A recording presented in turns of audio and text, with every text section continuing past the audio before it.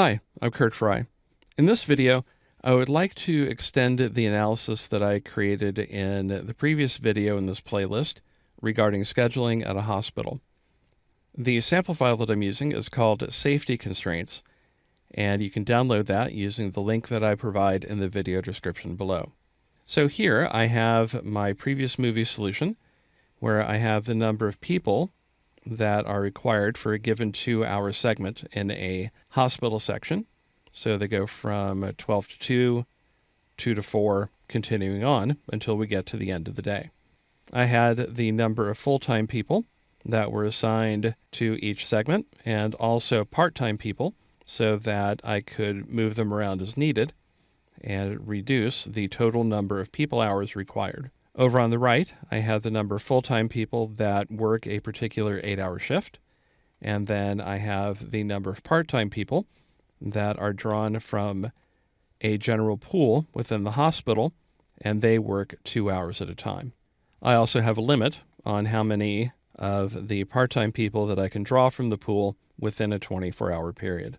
When I look at the solution, I see that in 2 time periods I have more part-time people than full-time people working. And those are here from 8 a.m. to 10 a.m.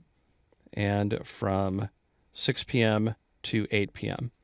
If I were in a specialized unit, for example, a heart care unit, then I would definitely want to have more full-time people than part-time working at all times throughout the day. So I'm going to create a rule that will ensure that the number of full-time people is at least equal to the number of part-time people.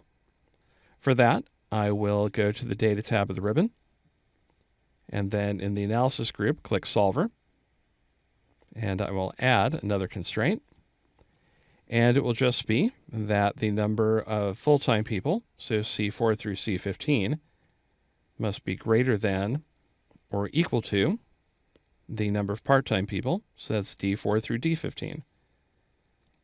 I'll click OK. And again, the 2 that I'm checking or want to change are from 8 a.m. to 10 a.m. and from 6 p.m. to 8 p.m. And we'll also see if the total number of people hours goes up because of the new constraint. I'll click Solve. It's a linear problem, so I get a solution pretty quickly. Click OK. And it turns out I don't have any increase in the total number of hours worked, and I have, let me see, 6 to 8. Yep, so everything is good here, and then for 6 p.m. to 8 p.m. I have 6 full-time and 5 part-time people. So my solution is valid. But let's say that I want to have a couple more full-time people than part-time. In other words, I want to have at least 2 more. So for that, I need to do a difference calculation. One easy way to do that is to add another column to the worksheet. So I will right-click the column F column header and click Insert. And in column F, I'll type difference. And I will resize that so I have a little more room on the right. And just for my sake, I will get rid of the fill in cell F16. And you don't need to worry about inserting columns, changing your solver model. It updates automatically. And then the difference will be the number of full-time people minus the number of part-time people. So in F4, I'll type equals. That will be full-time, which is C4, minus part-time in D4. So I have 6, 12 minus 6, yep. And then I will drag the fill handle from F4 and drag down, and there is my calculation. I need to specify the minimum difference that I want. So in cell E, let's see, what's that? 18, I'll type minimum difference, and I'll make that bold so it stands out as a label, and that will be 2. And I already have 2 cells that violate that constraint, and those are the 1 difference from 2 to 4 p.m. and the 1 difference from 6 to 8 p.m. So let's add our new rule. So I'll go up to Data, Solver, Add to add a new constraint. And the cell reference will be F4 to F15, must be greater than or equal to the constraint cell, which is the value in F18. I'll click OK. So again, I want to get rid of the differences of 1 and make them at least 2, and hopefully we won't change the total number of people hours to be worked. So I'll click Solve, and I get a solution. So I'll click OK.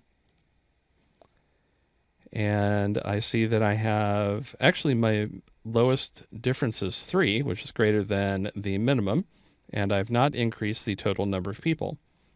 So I have my total number of full-time people working as required. I've just shifted their time slightly within the day because I still have the same number, 15, of part-time people. So the next question is, how far can I push that minimum difference without changing the total number of hours worked? And for this, you need to experiment and try different values. So I'll push it a little bit, and in F18, I'll type the number 7. So I want the number of full-time people to always be greater than the number of part-time people by at least 7. So I'll go up to Solver, run the model again, click Solve. I get a solution. And in fact, just by moving people around, I've been able to keep my minimum difference to 7 without increasing the total number of people hours worked.